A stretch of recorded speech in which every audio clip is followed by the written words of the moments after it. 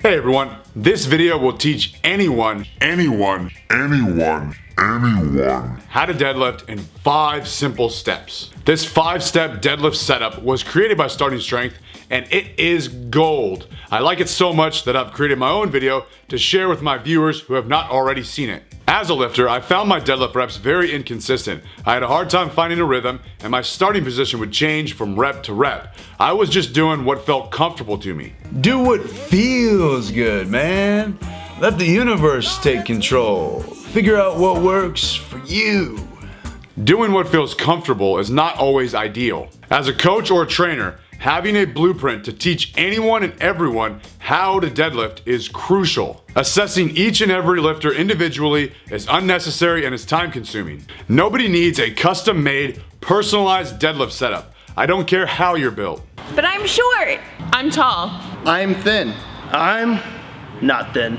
I'm aware of the fact that everyone is built differently, but I'm here to show you that everyone can take the same approach when setting up for the deadlift, especially if you're learning for the first time. The end result, or what the correct starting position looks like, namely the hip height and the back angle, is going to vary from person to person. But the setup procedure doesn't have to be any different. I know there are plenty of you out there who say, yeah, well, he pulls like this and she pulls like that. Oh, and I prefer to pull like this and it works for me, so that's fine with me. If you think your deadlift setup is perfect, then you probably wouldn't be watching a deadlift setup instructional video anyways. Now, before I continue, I realize that my approach has changed over the last few years. Through trial and error with myself and with other people, I have learned a better way. I failed you. You trusted me. And I failed you. I have learned a lot from my coach Austin Baraki and from Starting Strength, and I just want to share with you guys. If you learned something from this video, great. If you think my past approach and cues are better, then keep watching those videos. That's fine with me. I'm not cashing checks off of your deadlift setup. I'm just trying to help you out. The deadlift is the easiest movement to teach a new lifter.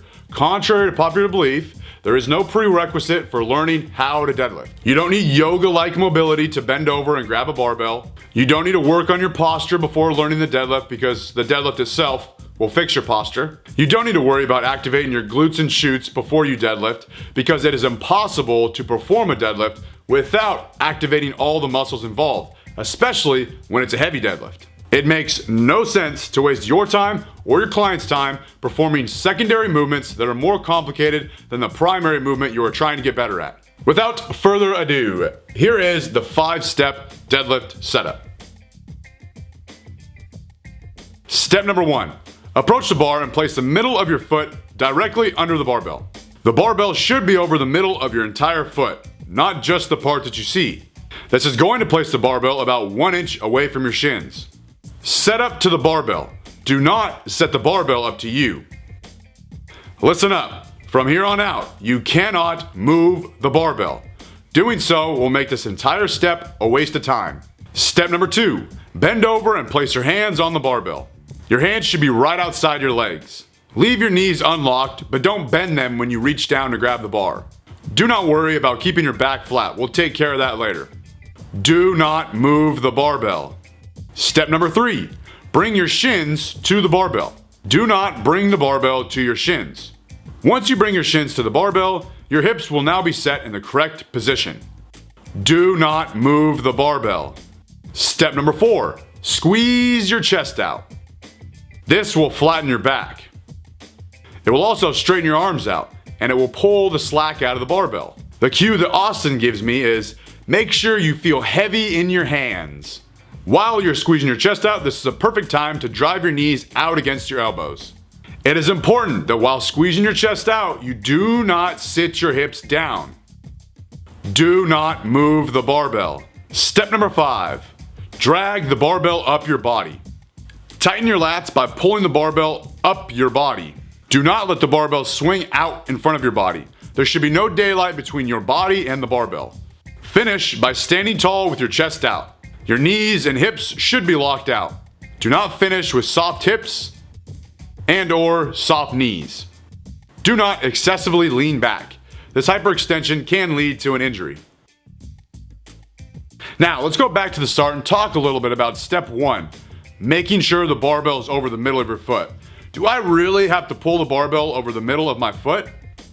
Yes, you do, if you want to remain balanced. Pulling the barbell over your toes or over your heels is a bad idea for obvious reasons.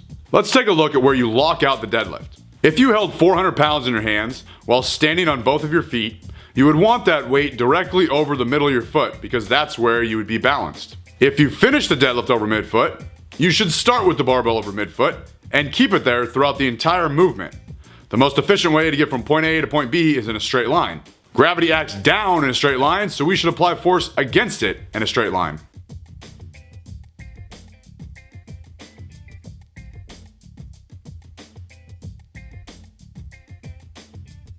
Let's talk for a second about stance width. Your stance should be narrow enough to allow your arms to hang vertically and parallel to each other. A wide stance demands a wide grip on the barbell. This compromises your grip and it creates a longer pull because the barbell has to finish higher on your body.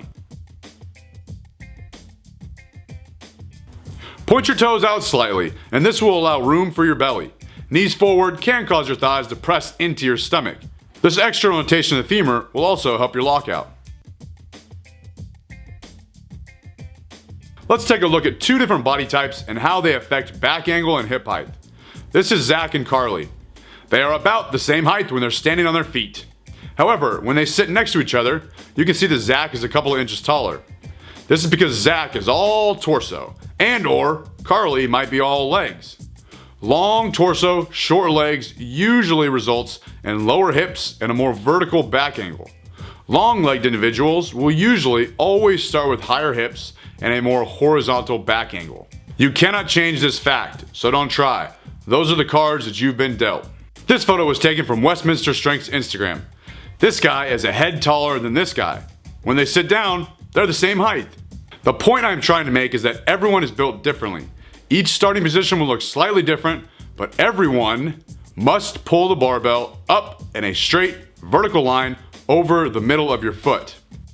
This 5-step deadlift setup will allow you to do this, and it will ensure you are in the correct starting position regardless of how you are built. So that's the 5-step deadlift setup. I hope you enjoyed it. This video is not done. There's going to be a part 2 where my coach, Austin Baraki, identifies some common mistakes that he sees in the deadlift. Be sure to subscribe and stay tuned for that video. Thank you very much for watching, and always remember, Tread on time.